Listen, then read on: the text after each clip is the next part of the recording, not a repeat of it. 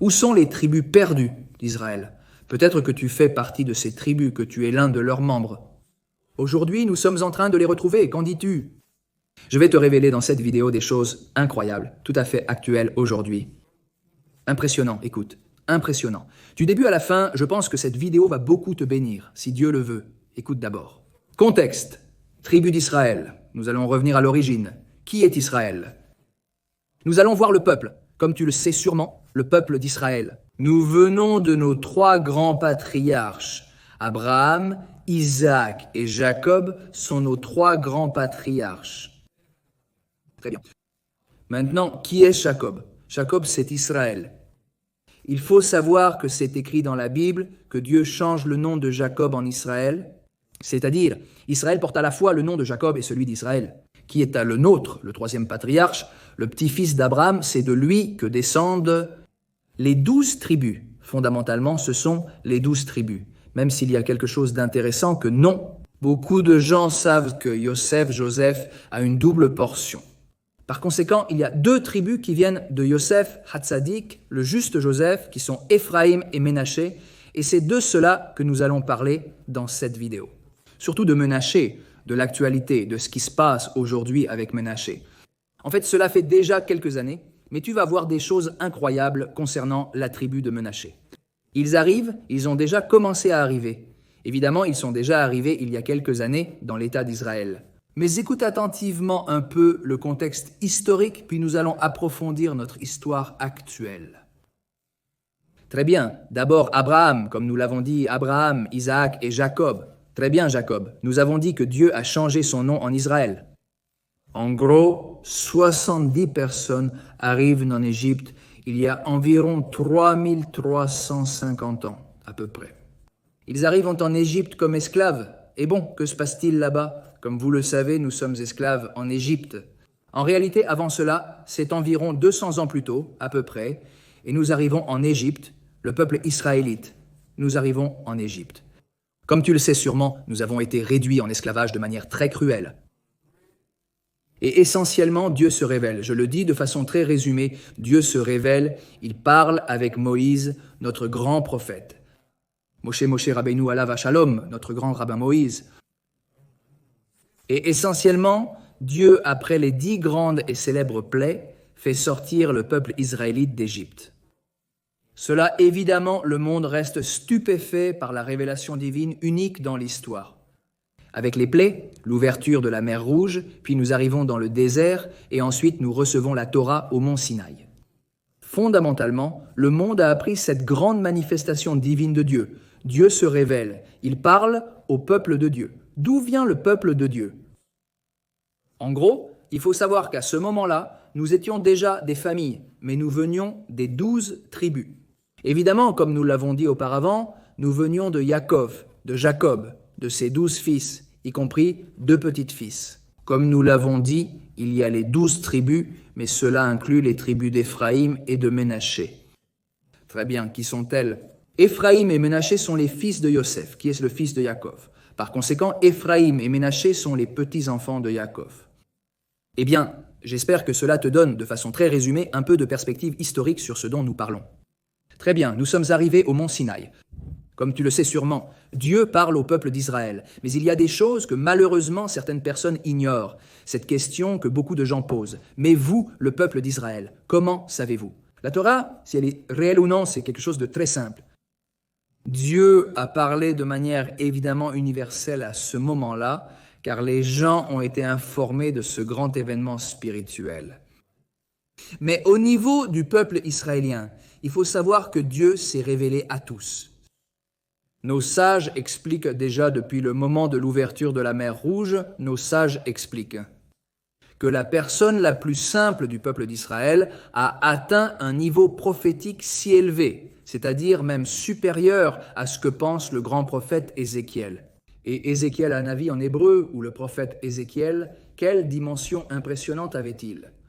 Il faut savoir que la personne la plus simple de cette génération de la sortie d'Égypte a atteint un niveau prophétique supérieur à celui du prophète Ézéchiel. C'est-à-dire qu'ici, nous voyons qu'il y a toute une génération de millions de personnes qui, ensemble, à l'unisson, ont eu la révélation divine. Et tout cela est très lié aux tribus. Maintenant, si tu veux comprendre, et en fait je veux te dire et te demander de m'écrire ici dans les commentaires, tous les sujets de réflexion que tu as sur ces thèmes, parce que ce sont des sujets qui existent depuis des milliers d'années, des sujets actuels et des sujets qui peuvent te concerner. Je ne sais pas d'où tu viens, mais peut-être que tu viens de l'une des tribus d'Israël. C'est intéressant de le savoir. Donc, j'aimerais que tu me racontes ton histoire personnelle sur ces sujets dont je te parle ici dans les commentaires, et on se retrouve dans les commentaires. Voilà, je ferme la parenthèse et je continue. Par conséquent, ici nous voyons quelque chose d'impressionnant. C'est Dieu. Il se révèle à tout un peuple, qui, fondamentalement, à ce moment-là, fut le point tournant où nous sommes devenus. De familles, essentiellement de véritables tribus. Évidemment, nous venions de tribus unies. Bien sûr, nous venions tous d'Abraham, Isaac et Jacob. Bien sûr, cela, évidemment oui, mais fondamentalement, nous étions des familles. Nous n'étions pas un seul peuple avec une seule Torah, qui, fondamentalement, la Torah vient pour prier. C'est un enseignement. Fondamentalement, c'est là que Dieu, d'une certaine manière, se révèle à l'unisson à tout le peuple. Et il nous donne sa grande Torah que nos sages expliquent comme étant un cadeau de Dieu. Je le dis avec mes mots, c'est un cadeau précieux qu'il sort de ses trésors les plus précieux et qu'il remet au peuple israélien. Évidemment, c'est pour la bénédiction du monde entier, ce n'est pas quelque chose de particulier au peuple israélien. La Torah est conçue pour être pertinente pour toutes les nations du monde. Évidemment, Dieu demande à son peuple, le peuple d'Israël, qu'on appelle les porte-paroles de sa voix. À travers la Torah, évidemment, il faut comprendre que Dieu cache sa volonté. Il ne la cache pas seulement, il l'a dit. Mais comme on dit, l'expression est là qu'il cache sa volonté dans la Torah. Pour que le peuple d'Israël, le peuple de Dieu, la révèle. Maintenant, très bien, nous allons passer par les grandes étapes de tout ce que je vais te raconter jusqu'à arriver à la terre d'Israël, puis aux tribus et à l'actualité. Mais je vais essayer de résumer pour aller directement au point névralgique que je veux te raconter. Mais évidemment, on pourrait parler de tout cela pendant longtemps, pendant des heures, mais il faut se concentrer sur ce que je veux te raconter. Mais en gros, il faut comprendre que d'abord, tout le sujet du retour des tribus a évidemment à voir avec ce dont nous parlons. Quelque chose d'il y a, oui, vraiment. Il y a environ 3350 ans, nous avons reçu la Torah. Par conséquent, c'est incroyable de voir comment aujourd'hui le peuple d'Israël respecte la Torah et revient à ses origines, aussi bien au niveau de la Torah qu'à ses origines territoriales. Évidemment, les tribus reviennent déjà depuis des années, comme le dit la prophétie. Les tribus reviennent sur la terre d'Israël. Très bien, maintenant je vais te parler de deux choses, deux aspects incroyables de ce qui s'est passé au mont Sinaï pour que tu comprennes la dimension de ce dont nous parlons. D'abord, et c'est très important, c'est le suivant, Dieu dans le premier commandement. Je le dis en hébreu, je le travaille en espagnol. Ça dit ainsi, Anochi Adonai, Robeja, Ayerot, Setich, Ameretz, Mitzraim et Vetavadim. Ça dit Anochi c'est moi, je suis Dieu, ton Dieu, qui t'ai fait sortir de la terre d'Égypte, de la maison de l'esclavage. Très bien, maintenant, le premier mot, qui est Anoi, qui serait traduit par moi, cache un acronyme incroyable, impressionnant, explique nos sages. Que voici, je le dis, c'est en araméen, ce n'est pas en hébreu, c'est en araméen, c'est la langue qui était parlée à Babylone. C'était comme l'anglais de l'époque, pour le dire ainsi, une langue très parlée, l'araméen ancien était comme ça. Ana nafshi, ktavit, veyavit, ce sont 4 mots. Ana serait je, nafshi, mon âme, ktavit, je l'ai écrite, veyavit, et je l'ai remise. Par conséquent, il faut comprendre la dimension de ce dont nous parlons. Que Dieu est en quelque sorte au niveau fondamentalement métaphorique, mais c'est évidemment quelque chose de réel, à un niveau profond et spirituel. Dieu transmet son âme à travers la Torah. Le premier commandement, la première parole du premier commandement cache ce secret. Moi, mon âme, je l'ai écrite et je l'ai donnée. Par conséquent, Dieu le dit non seulement au peuple d'Israël, mais au monde entier. Vous voulez savoir quelle est mon âme? Que signifie mon âme? Vous voulez savoir ce que je veux de mon univers, de mon monde, et par conséquent de mes créatures? De vous, voulez-vous savoir? Ouvrez la Torah et étudiez-la. Comment? Comment l'étudier comme les Juifs orthodoxes l'enseignent? Évidemment, nous avons la chaîne ininterrompue depuis le mont Sinaï jusqu'à aujourd'hui et vers l'éternité. Maître, élève, père, grand-père, mère, fille, fils, grand-mère, grand-père, père, élève, fils, petit-fils, c'est une chaîne ininterrompue. C'est incroyable, c'est impressionnant. Ici, nous voyons un trésor spirituel qui se transmet de génération en génération et qui est ininterrompu. Il n'y a pas eu de rupture, même s'il y a eu malheureusement des moments très difficiles dans l'histoire de Pauvre Isabelle je suis. Il y a des communautés qui étaient tranquilles, des communautés qui étaient persécutées, et ainsi de suite, à différentes étapes de l'histoire. Comme vous le savez, 2000 ans de persécution, et cela a beaucoup à voir avec l'histoire des tribus. Mais fondamentalement, je voulais d'abord me concentrer sur la force spirituelle, sur ce qu'est le premier commandement que Dieu adresse à chaque personne. Il est également dit, à Noé dit, « Je t'ai fait sortir de la terre d'Égypte », c'est-à-dire, ce n'est pas une plainte, je suis ton Dieu qui t'ai fait sortir. C'est-à-dire qu'il y a un lien particulier entre Dieu et chaque personne qui était au mont Sinaï.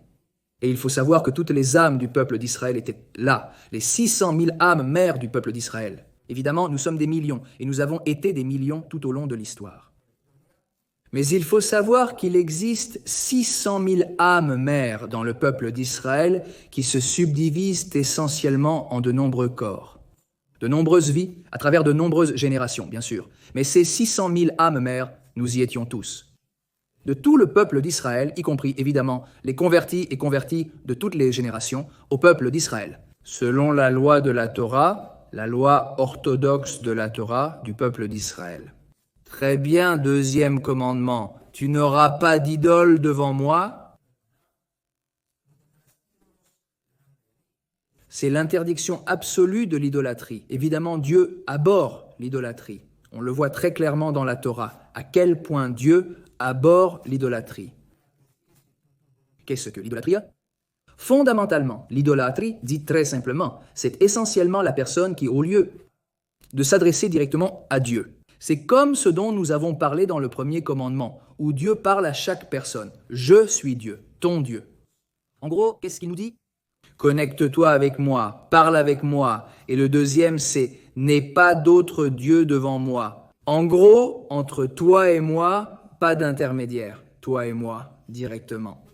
Tu veux me parler? Parle-moi. Ne cherche pas d'objets, ne cherche pas de personnes vivantes, ne cherche pas de personnes mortes qui voudraient intercéder dans notre lien. Tu veux te lier à moi, parle-moi. Qui est Dieu? Évidemment, le Créateur, le Tout-Puissant, qui est le Créateur de tout, est l'origine de tout, inclut tout, est au-dessus de tout, et bien au-dessus de tout. Notre compréhension. Évidemment, c'est le Créateur de l'univers, de tout ce que nous connaissons et de tout ce que nous ne connaissons pas, évidemment. C'est-à-dire, ici, c'est très central. Pourquoi?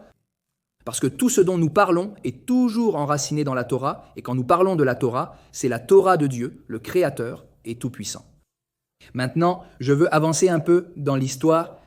Nous avons essentiellement reçu la Torah de Dieu, la Torah écrite, la Torah orale, que Dieu a essentiellement donnée à Moïse, la Torah, fondamentalement l'explication de la Torah écrite. C'est ce qu'on appelle la Torah orale, transmise de génération en génération, qui n'est pas nécessairement écrite dans la Bible, c'est cela, la Torah orale. En fait, la Torah écrite est écrite. Le mot Torot, Torot est au pluriel, Torot est au pluriel. Par conséquent, ici j'explique que nos sages disent que cela fait référence à la Torah écrite, que Dieu a évidemment donné à Moïse et au peuple d'Israël.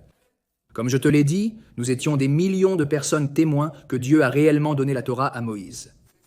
Parce que nous avons tous entendu la voix de Dieu et nous avons vu toutes les lettres en hébreu de Dieu avec les commandements. C'est impressionnant, c'est aussi quelque chose d'incroyable, ce n'est pas notre sujet, donc je ne veux pas m'étendre là-dessus. Mais il faut essentiellement comprendre que la révélation divine, à ce moment-là, Dieu s'est révélé de façon unique dans l'histoire à tout un peuple, pas seulement à un prophète. Évidemment à Moïse, bien sûr, mais pas seulement à Moïse, Dieu s'est révélé à tout le peuple d'Israël. Et il y a aussi eu des miracles impressionnants pendant toute la période de la sortie d'Égypte et tout, lors du don de la Torah. De nombreuses nations ont appris la magnificence de cet événement spirituel si impressionnant et unique dans l'histoire. Par conséquent, il faut le savoir. Par exemple, lorsque la mer Rouge s'est ouverte, nos sages expliquent que quelqu'un qui avait un verre d'eau dans un autre pays voyait ce verre d'eau se fendre en deux. C'est-à-dire, au niveau spirituel, ceci n'est qu'un exemple, mais au niveau spirituel, la répercussion de la sortie du peuple d'Israël d'Égypte et de l'ouverture de la mer Rouge. La remise de la Torah au mont Sinaï a été un événement historique unique dans l'histoire. Par conséquent, ici, c'est quelque chose d'impressionnant. Donc, comme nous l'avons dit, le niveau prophétique du peuple d'Israël est incroyable. Ensuite, nous avons passé 40 ans dans le désert avec le tabernacle, qui était comme un temple portatif, que l'on montait et démontait. Selon le dialogue avec Dieu, Dieu avait avec nous des nuées de gloire et des colonnes de feu. Et fondamentalement, la nuit, il y avait la colonne de feu. Les nuées de gloire protégeaient le peuple d'Israël, comme un microcosme qui protégeait le peuple d'Israël des animaux sauvages. C'était impressionnant, c'était comme une sorte d'étreinte de Dieu. Pendant 40 ans, il faut savoir que nous étions comme un bébé. Au niveau du peuple, comme nous l'avons dit, nous sommes devenus un peuple au mont Sinaï.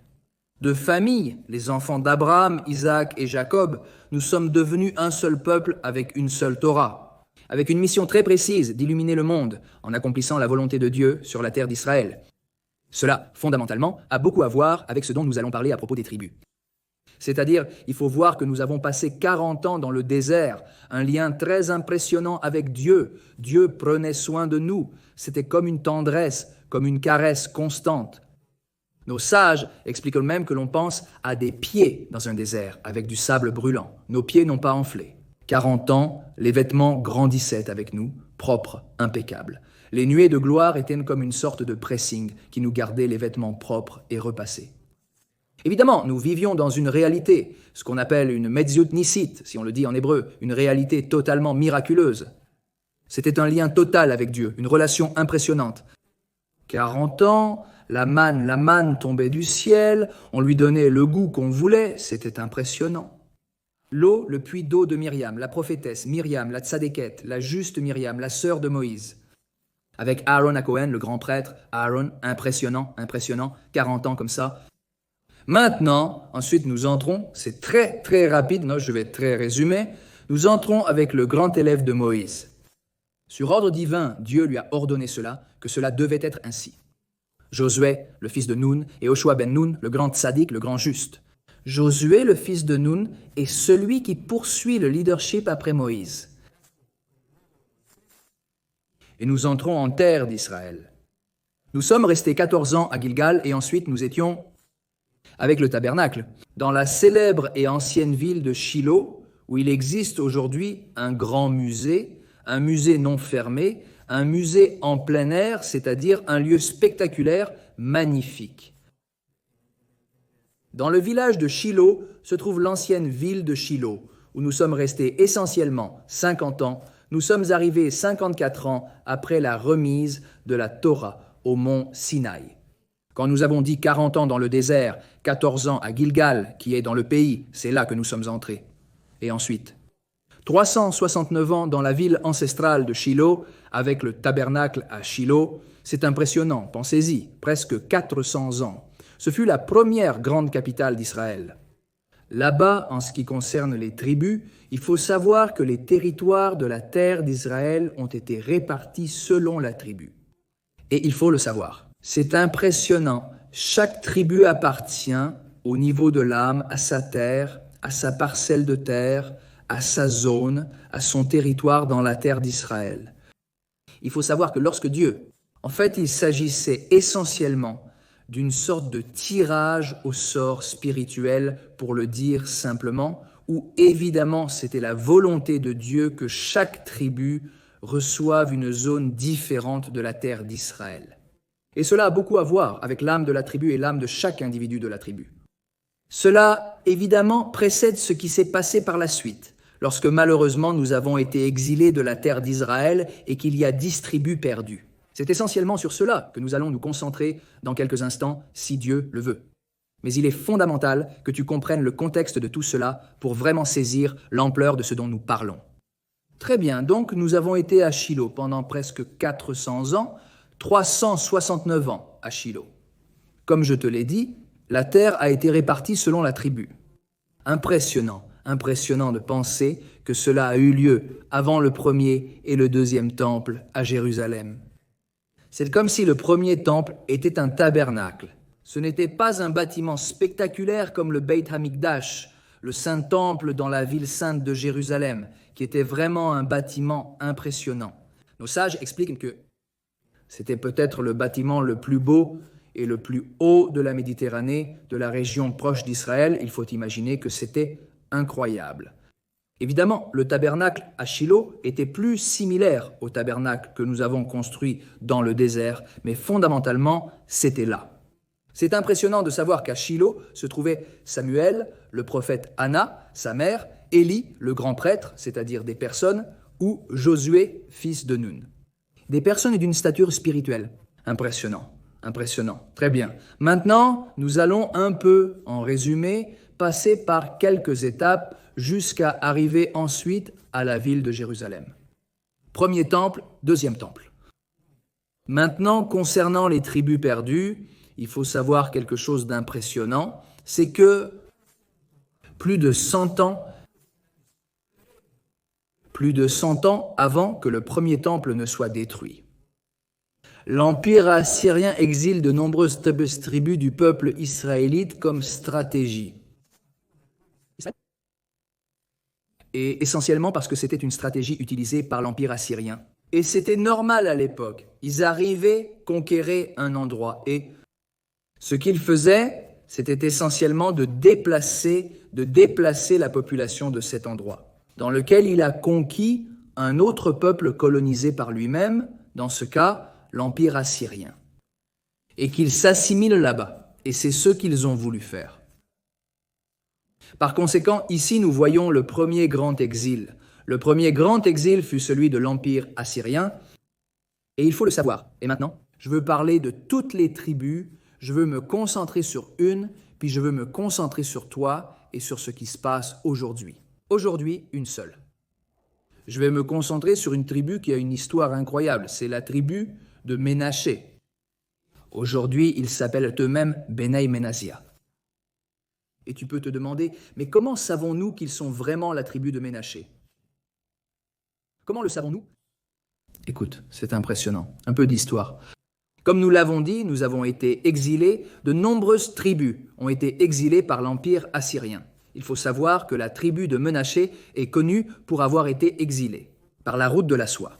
La route de la soie est une route célèbre au niveau historique, la route de la soie, qui était essentiellement des routes menant vers la Chine. Il y avait un transport de marchandises, évidemment de la soie et d'autres marchandises, et c'est essentiellement ce qu'ils ont fait, la route de la soie. Ils sont arrivés en Chine. La tribu de Ménaché. Au Xe siècle, un empereur chinois expulse la tribu de Ménaché de Chine. Et ils arrivent dans la région nord-est de l'Inde, qui était très proche de la frontière avec la Chine, et là, c'est là que la tribu Ménache est essentiellement concentrée. Dans deux zones, deux endroits, en Inde, à la frontière avec la Chine. Très bien. Et aujourd'hui, cela fait déjà plusieurs années, il y a un lien avec eux, le sujet est étudié. Et ils y sont allés. J'ai écouté un rabbin très important qui était impressionnant dans ses récits. Ils avaient, jusqu'à il y a, si je me souviens bien, jusqu'à plus ou moins 1930 rituels d'offrande, comme ceux des Kohanim, comme cela se faisait à l'époque. Il faut savoir qu'ils sont venus. Ils sont sortis de la terre d'Israël avant la destruction du premier temple. Et, par conséquent, ils ont continué à suivre de nombreuses coutumes du temple. Des offrandes. Et ils portèrent des vêtements blancs. Et eux-mêmes disaient « Vena » et « Menassia » et « Prends soin ». Par exemple, pendant le Shabbat, il y avait des choses qu'ils ne faisaient pas, c'est-à-dire beaucoup de choses que des personnes proches d'eux en Inde faisaient complètement. Par conséquent, évidemment, celui qui étudie le cas voit comment ils ont vraiment préservé de nombreuses traditions du peuple israélite, de leur tribu. L'audacieux Ménaché aussi, évidemment, impressionnant. Béné et Ménachia, comme tu l'entends, Ménachia et Ménaché sonnent de façon similaire, et alors la tribu de Ménaché. Et c'est ce que je voulais un peu te raconter, en revenant à ce qu'est aujourd'hui et à ce que tu es toi. Je ne sais pas d'où tu viens. Peut-être que tu as dans ta famille des traditions juives. C'est possible. Il faut savoir que le peuple d'Israël est resté encore 2 ans. Normalement, nous continuons parce qu'il y a des juifs en dehors de la terre d'Israël. Il y a encore une diaspora, mais grâce à Dieu, nous sommes des millions à revenir sur la terre d'Israël. Et l'une d'elles est une des tribus qui très certainement, d'après tout ce que je te raconte, les traditions et tout, s'appelle Bene Menassia. Et quelque chose de très intéressant, il faut savoir qu'à la fin du 19e siècle, Jens, qui venaient d'eux, sont conquis par les Britanniques. Par conséquent, il y avait des missionnaires qui voulaient convertir l'Inde au christianisme. Et où ont-ils commencé? Est-ce que cela est écrit dans la bibliothèque de l'université d'Oxford? Le rabbin entend-il que moi-même, ces manuscrits de ces mêmes missionnaires qui ont dit et écrit pourquoi aller en premier? Pourquoi aller d'abord dans ces deux régions de l'Inde?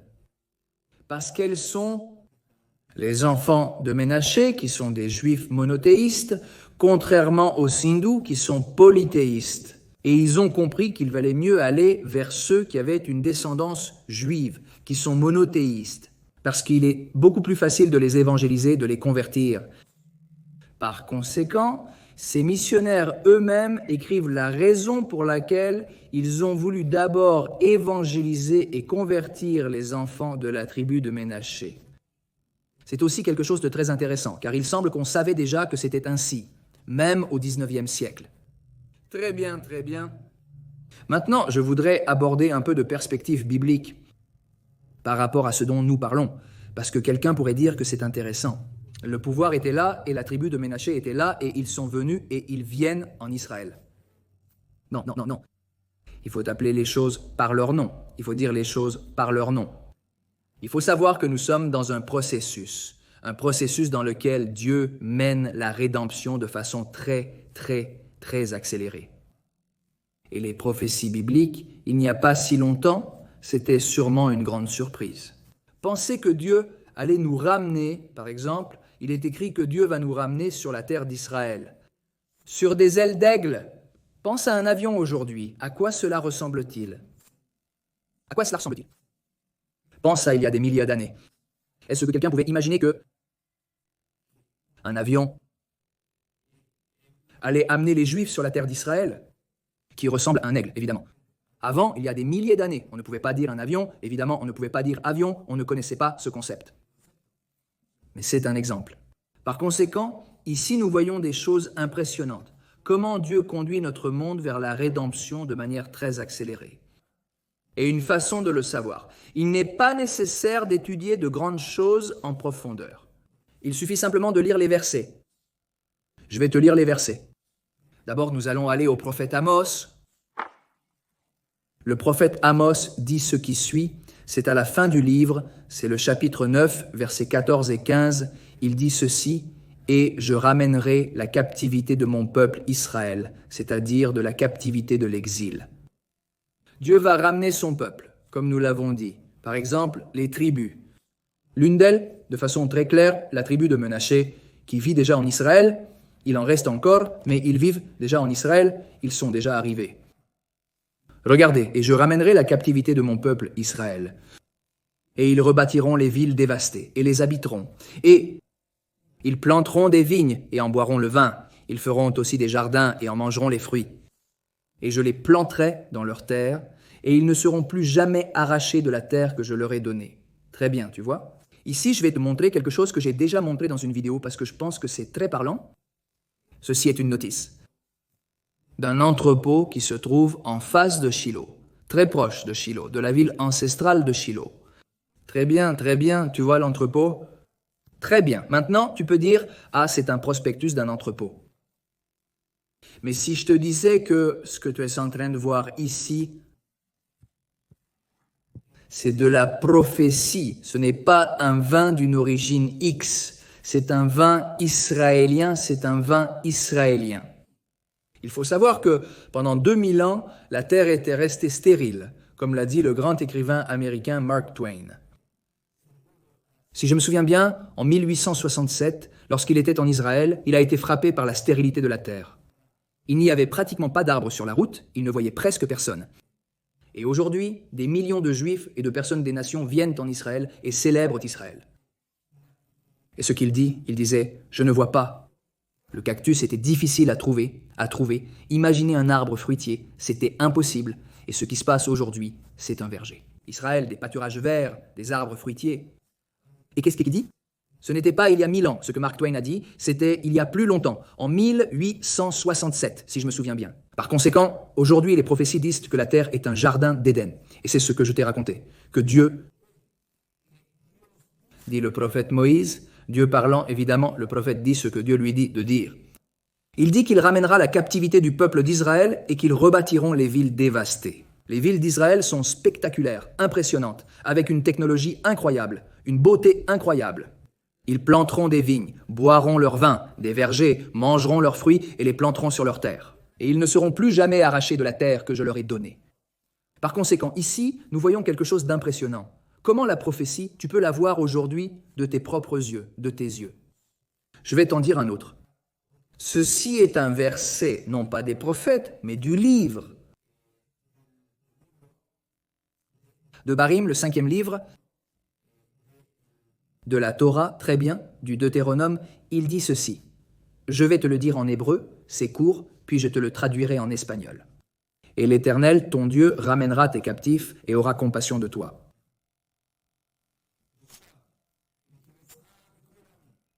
Même si tes exilés sont au bout du ciel, alors, dit Hachem, Dieu, ton Dieu, te ramènera de la captivité et aura pitié de toi.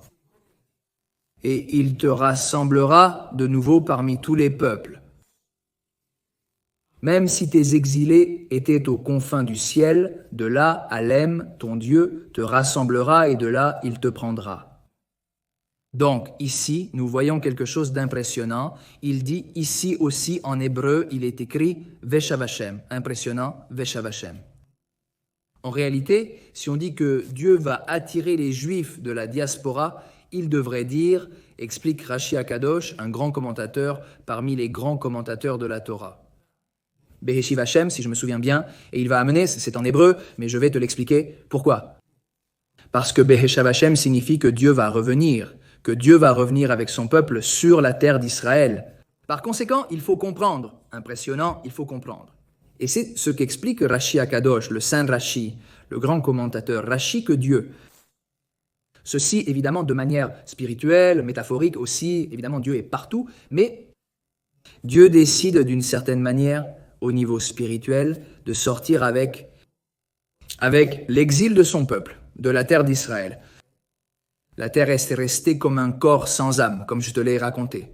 Mark Twain raconte que c'était une terre stérile, comme un désert, un marécage, c'est-à-dire sans vie pendant 2000 ans. Et ensuite, Dieu dit dans la Torah, dans le Deutéronome, il dit ceci si vous voulez le chercher, c'est Deutéronome, chapitre 30, versets 3, 4 et 5. C'est-à-dire Dieu revient avec son peuple. Par conséquent, lorsque Dieu revient avec son peuple, la terre, qui était comme une âme, comme un corps sans âme, revient et l'âme donne la vie au corps. Et en fait, c'est ce que je te raconte aujourd'hui. C'est un verger, la terre d'Israël est un verger et nous sommes en processus. Mais pourquoi est-ce un verger?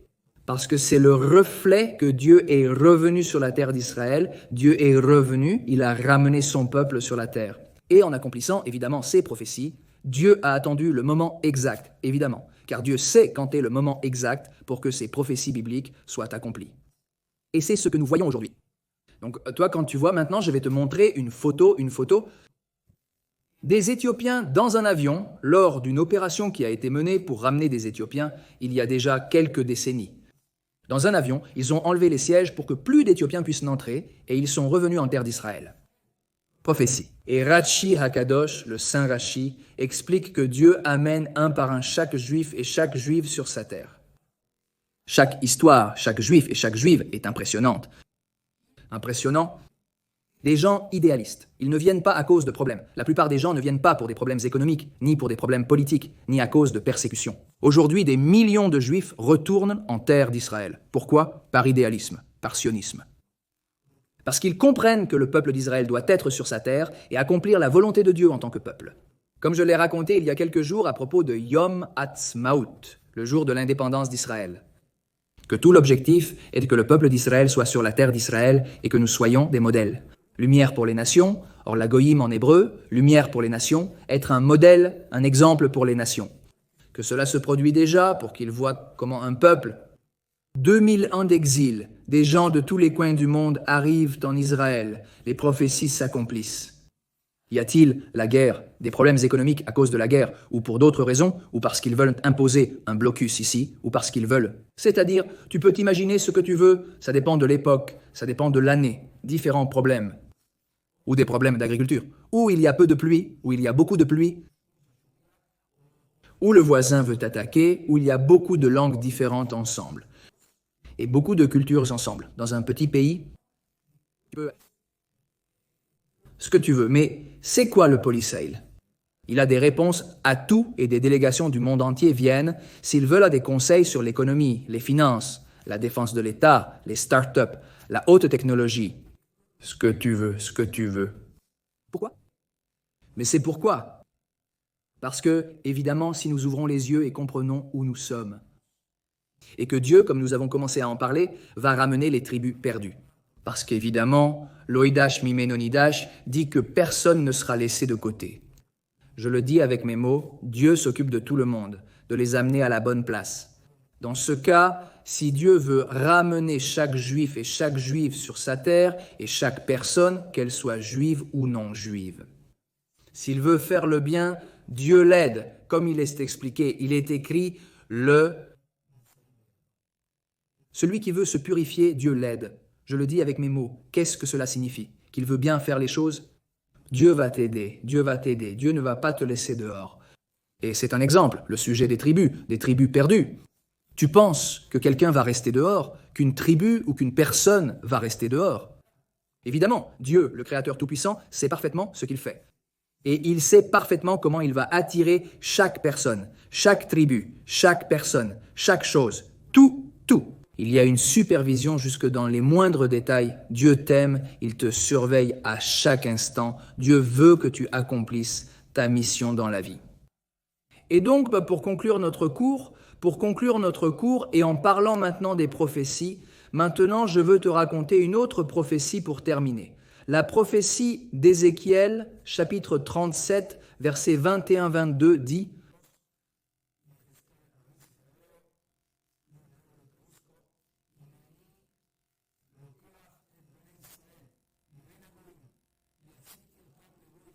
Et ici, nous allons résumer, il dit « Et voici que je prendrai les enfants d'Israël d'entre les nations, et je ferai d'eux une seule nation sur la terre. » Et ceci est un peu ce que nous disons, que ceci n'est pas de l'histoire, ceci n'est pas de l'histoire.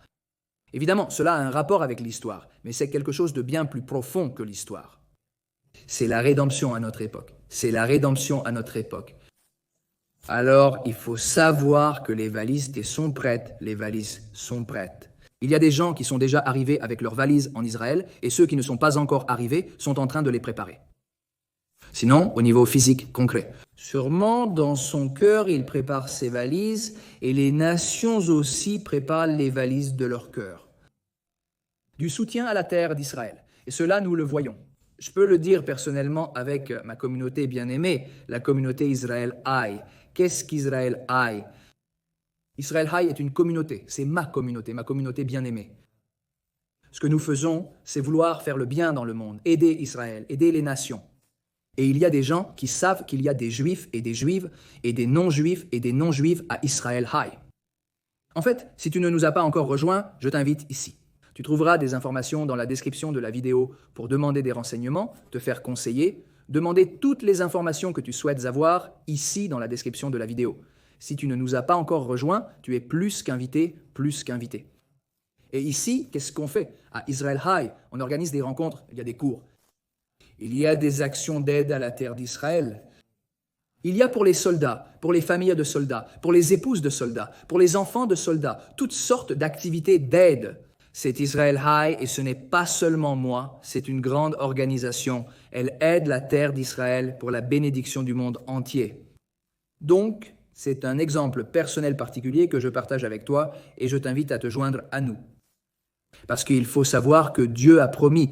Il a dit à Abraham, ceux qui te béniront seront bénis. Chaque personne qui soutient Israël est pour Israël. En ce moment décisif, évidemment, nous sommes en guerre, il y a beaucoup de gens qui vont dans les deux sens. Mais il faut, comme je l'ai dit, aussi les nations du monde préparent leurs valises dans leur cœur pour dire « Moi, je mise cette valise sur Israël », que signifie valise dans le sens des jetons. C'est-à-dire, je place mes espoirs sur Israël, le Fils, sur Israël, sur Dieu, le Tout-Puissant, le Créateur, qui est le Dieu du peuple d'Israël, et qui aime le peuple d'Israël, et qui aime évidemment toutes les nations. Mais moi, je suis pour Israël. Alors, puissions-nous avoir le mérite de vivre ainsi, de vivre une vie de rédemption, et vraiment ressentir que la voix du chauffard est proche, et chaque pas que nous faisons est un appel au chauffard de Dieu, Que Dieu dit à tous les Juifs et à toutes les Juives, revenez à la maison, et aux nations, il dit, écoutez mes paroles. Choisissez Israël. Vous avez une occasion unique dans l'histoire de faire la correction, de choisir Israël. Malheureusement, pendant 2000 ans, beaucoup de gens ont perçu Israël, beaucoup de nations, beaucoup de personnes particulières ont perçu Israël. Maintenant, c'est votre chance. C'est la chance du monde entier de dire ça suffit, assez de persécution. Nous avons compris qu'Israël aime son Dieu, le Créateur tout-puissant. Il aime le monde, il aime les nations, il aime les créatures. Par conséquent, nous aimons tout le monde parce que nous faisons tous partie de la création de Dieu, nous aimons toute la création de Dieu. Parce qu'évidemment, Dieu nous offre ce monde pour notre bien, pour nous donner du plaisir, surtout du plaisir spirituel. Et quel est le grand plaisir spirituel ? Ressentir et savoir que nous faisons la volonté de Dieu à chaque instant dans les plus petites choses de notre vie. De sourire, de dire bonjour, d'offrir un verre d'eau, d'aider son prochain, tout cela, c'est faire la volonté de Dieu, pas seulement de grandes prières. C'est parfait, bien sûr, il faut prier et il faut agir. Bien sûr, tout est le bienvenu, excellent, il faut méditer, il faut prier, il faut, bien sûr. Mais il faut savoir que le peuple d'Israël, comme je t'ai raconté au niveau de l'État, le peuple d'Israël dans l'État d'Israël, c'est comme l'a dit le Rav Kook, le rabbin Avraham Yitzhak HaKohen Kook, c'est cher tzaddik. Bekadosh livracha zeutu areno, que son mérite nous protège. Le grand tzaddik, le grand juste Rav Kook, qui fut le grand rabbin d'Israël, a dit ainsi Medinat Yitzhak. Je vais le traduire, il a dit l'État d'Israël est le fondement du trône céleste de Dieu dans ce monde. Par conséquent, il faut savoir que chaque force que l'État d'Israël manifeste, par exemple Tzahal, l'armée de défense d'Israël, qui est fondamentalement l'énergie de la force. Nous nous défendons. En fait, la définition de l'armée est l'armée de défense d'Israël pour nous protéger, et s'il faut attaquer, c'est pour nous protéger. Que signifie attaquer ? C'est comme quelqu'un qui vient t'attaquer. Tu ne vas pas attaquer pour te défendre, tu vas attendre qu'il t'attaque pour te défendre ensuite. Il y a des gens qui, malheureusement, ont leur raisonnement ou leurs sentiments confus. Ils ne se mettent pas à la place des autres. Si un agresseur vient t'agresser, vas-tu attendre qu'il te frappe pour ensuite te défendre ? Évidemment, Polo d'Israël, l'armée de défense d'Israël, fait tout son possible pour se protéger de la manière la plus éthique possible. Il n'existe pas d'armée aussi éthique que l'armée d'Israël.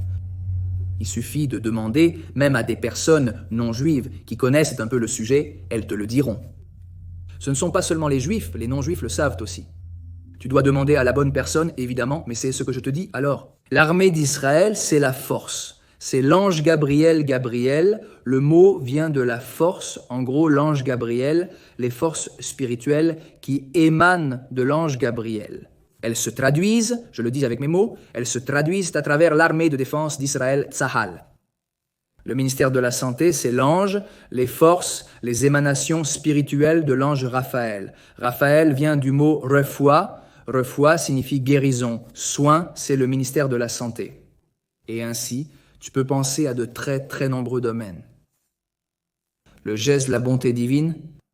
Il existe ce qu'on appelle le Bitua Leumi, l'assurance nationale, qui aide les personnes qui ont besoin d'aide. C'est-à-dire que, de cette façon, chaque aspect, chaque domaine de l'État d'Israël est une émanation spirituelle destinée à apporter la bénédiction au monde. De même que